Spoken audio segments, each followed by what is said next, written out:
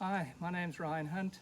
I've just washed my bikes and now I need to put some chain lube on them and some multi-purpose lubricant from Acton Can. Acton Can's a new lubricant in the market and I'm just doing it a test today.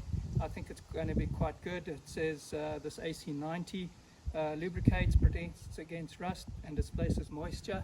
And chain lube, this is also good penetrating chain lube. So let's give it a test and see how it goes.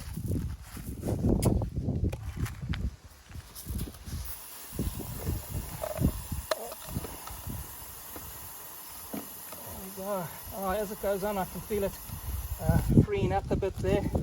It's running a bit smoother. Then I'm going to take the AC90 from Acton Can and just spray it on the places that I know that are showing a bit of rust and will rust, especially after a wash. So it'll help protect and stop it from rusting.